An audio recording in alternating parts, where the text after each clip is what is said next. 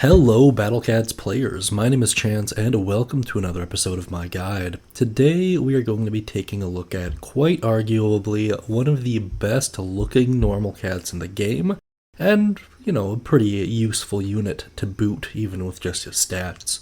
Today we're going to be taking a look at Titan Cat. This cat is available after clearing Italy in Empire of Cats Chapter 1, and is unlockable for 8000 XP. I really do love this cat. I like his style, I like his interactions, and there are a couple very,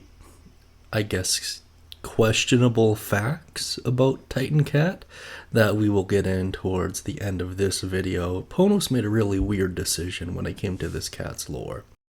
In any case, it is cat unit ID number 8. Before we move on to discuss this cat in further detail, there are just a couple things I would wish to go over here. The first of which is in one of my previous videos when going over cat combos, my phrasing wasn't exact enough, so I'd just like to address that now.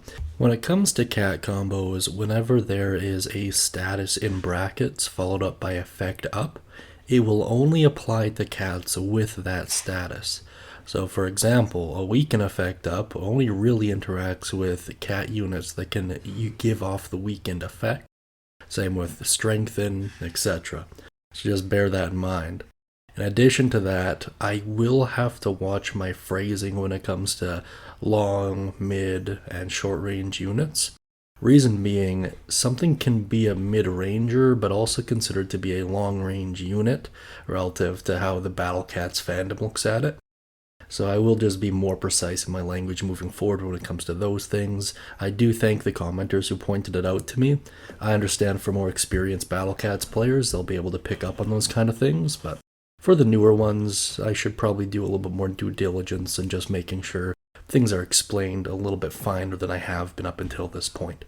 So thank you for pointing that out. Now with that addressed, let's move on to discussing Titan Cat's evolutions. So initially, Titan Cat's description starts out as blessed with extreme attack power and ridiculous amounts of health, and he follows the exact same level progression as all of the other normal cats. So level 10, he'll become Mythical Cat, Lord of Destruction, area attack, extreme attack power and health. And at this point, he has the body of a tall, muscular human with dark, scary face. His hands are bigger than the previous form, and his body has developed some abs, which is pretty cool. This is, for all intents and purposes, my favorite normal cat, just based solely off of aesthetics. And at level 20 plus 10, gainable through cat capsules, he'll become Jamiera Cat.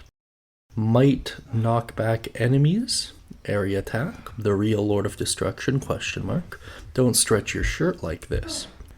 At this point, he looks like the normal Titan Cat with Mythical Titan's arms, which is kind of interesting. He wears an overstretched t-shirt which says "I love mackerel" in Japanese. I hate this true form. Let me tell you guys, this has got to be one of the worst looking true forms in the game. I get it's kind of funny, I get it's kind of a meme, especially in Japan. Fair enough. But brother, this looks absolutely awful compared to the evolved Mythical Cat. In any case, let's now move on to some of his performance. First and foremost, Titan Cat is considered to be a tanker as well as a melee unit. I believe this is actually the first tanker unit we're going to be talking about. Tankers are units who have extremely high HP and durability. They are used for taking hits from enemies without being knocked back, typically on stages where meat shields fall short. They often have a health boosting ability against one or more traits, and many of them have great attack power. One of the key distinctions between tankers and meat shields comes down to rechargeability and cost. Tankers have a much higher recharge time as well as are more expensive, but functionally there are many stages where they can be used fairly interchangeably, although meat shields should be your bread and butters, they're just more reliable. And melee units have a 1 to 249 attack range, which we've discussed in earlier videos. As far as Titan Cat in particular goes, in terms of pros, high health and high attack power, just high DPS across the board. He also has an area attack, fast attack animations, and can knock back. These are really exactly what you're looking for in a tanker unit, in most units as a matter of fact. These are all superb things to have. In terms of cons, long cooldown, slow movement speed, short attack range, and high cost. Which makes sense. This is an incredibly balanced unit, an incredibly good unit, but very fairly balanced at the same time. As far as other traits and considerations go, at true form, Titan Cat gets access to a 30% knockback against non-metal enemies. While knockback is not always useful, it should be said that when you're dealing with melee units, certainly melee units with area of attack, like Titan Cat has, having knockback proportionally enables him to live a lot longer. It's not really a damage feature as much as it is a survivability one at this point. Also, when it comes to more overwhelming stages, having a combination of area attack plus knockback means you're effectively able to push back the line, so to speak. So I actually do think this is a great combination and a great use case for knockback in general. Now, with all of that out of the way, let's check out some gameplay and go over the best use cases for Titan Cat. As far as how to use Titan Cat is concerned, in the early game you're really using him for his DPS and survivability. However, as the game goes on, there are just enemies that outscale him in terms of raw damage. So towards the mid game, you're going to be using him in effect as more of a meat shield role, to essentially buy time and buy survivability for some of your longer range units. In addition to that, in late game, so this would be like late Stories of Legends, some of the easier Uncanny Legends stages as well, you can use his true form Jamiera Cat is really a meat shield and defensive role. That's where he shines the most. If you couple that with his ability to knock back as well, he's actually incredibly effective at holding the line. There's another interesting way to use Titan Cat where you use him against long-range enemies, often boss enemies. To do this correctly, it might be worth pointing out, it does require a little bit of luck and skill. You have to time the attack animations, depending on the boss, I suppose, to a point where this is viable. But in theory, what you can do is you can take advantage of Titan Cat's survivability to get in close to a long-range boss. And as soon as he occupies their blind spot, for lack of a better term, they can just absolutely wail on that unit. And to be able to take advantage of the knockback can reset attack animations, which can let other cats get into that blind spot as well. Kind of see where I'm going with this. It is useful, and it is a perfectly viable strategy for many boss stages, but it's not really like a general strategy, right? That being said, there are many use cases for this cat. On the flip side of the coin, as far as things to be aware of in terms of negatives, anything with slow and freeze abilities will really hurt the effectiveness of Titan Cat. He doesn't really have range to avoid being hit by a lot of these status attacks.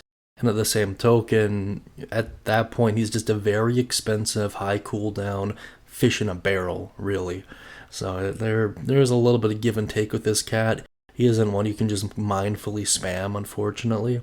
But, if you're prepared to put a little bit of time and thought into your strategy, he can be a viable tool really up until the beginning of the late game, which is quite nice, and I would certainly think he's worth investing into as far as that's concerned.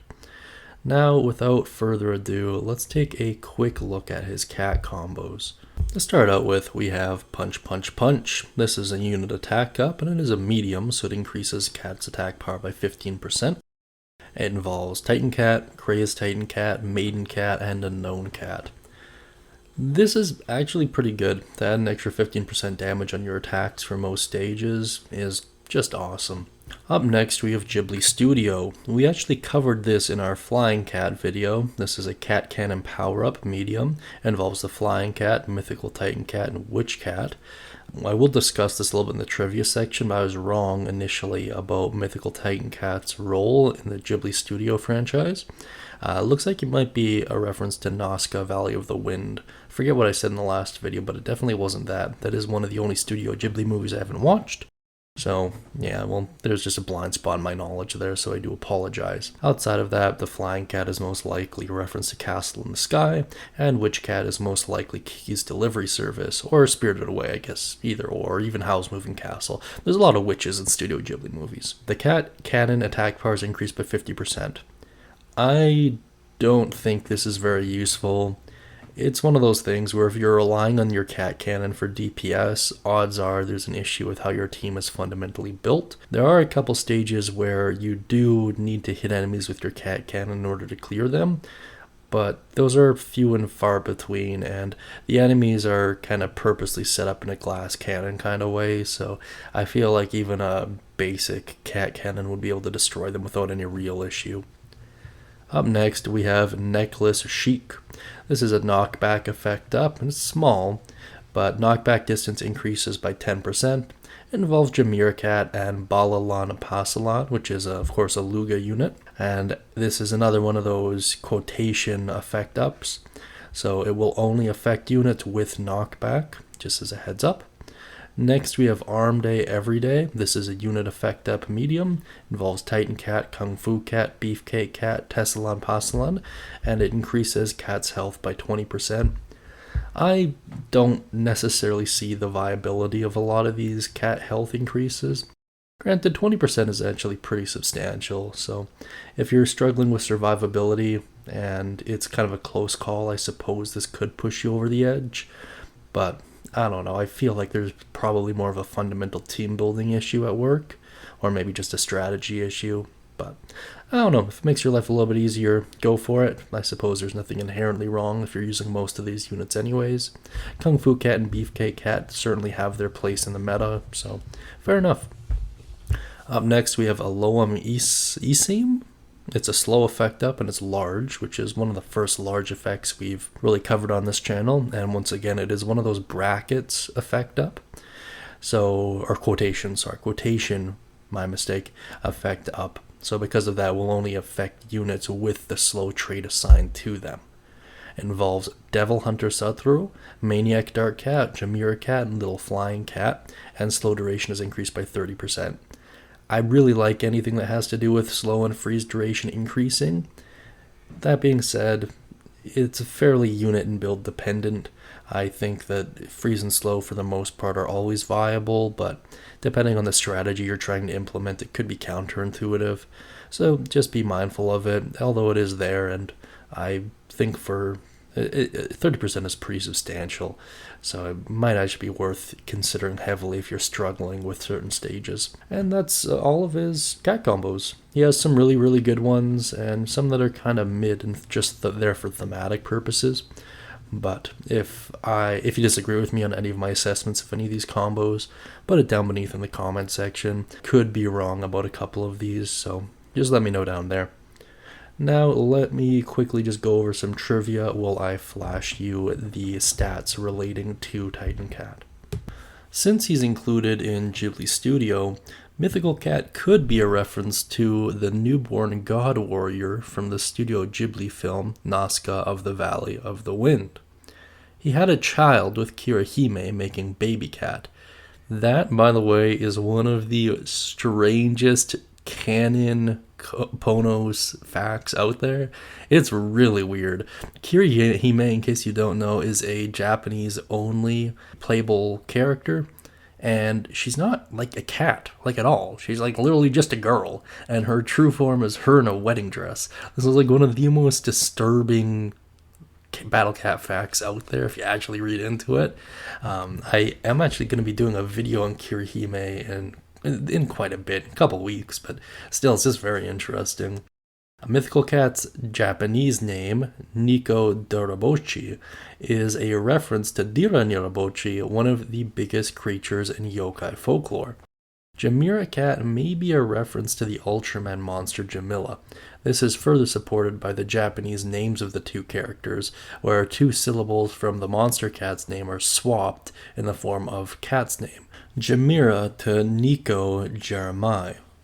Also, in Japanese pop culture, the monster is often represented by placing one shirt over their head, like Jamiera Cat does, which is kind of cool. In the Battle Cats pop and much older versions of Battle Cats, Jamiera Cat faced left instead of right on his icon, and has been fixed since then, of course. Very interesting stuff. I actually, once again, can't speak highly enough about Titan Cat. I think in terms of design and usefulness, he's one of the better cats we've covered so far. And he kind of represents an interesting stage in the channel. So for all intents and purposes, he is the last of the normal cats, at least the last of the original normal cats. Super Feline wasn't released until much later in his unit ID, like 300 and change. So we won't be covering him for a very, very long time. So I'm probably going to put this as a voting thing in my community section, but if you want, I can cover Super Feline now just to kind of round out the normal cats and make that playlist completed. I might even do like a rank video towards the end of that, but I just want to give it to you guys. Ideally, I don't have an issue with going in order, and Super Feline is one of the weirder cats where you don't actually get him until much later in the game anyways, so either way it's fine. Outside of that, I just want to thank you guys, of course, for liking and subscribing. If you could get us over 100 subscribers today, that'd be great, because I'm getting sick and tired of looking at the 90 plus subscriber counter. In any case, thank you so much, guys. A pleasure dealing with all of you, and comment down beneath anything that I might have missed or overlooked or glossed over. Even if it doesn't help out me or you directly, it will help out some of the newer players, so just keep that in mind, and if you have any questions, of course, comment those as well. Thank you so much, everyone, and until next time, I'm looking forward to seeing you all again.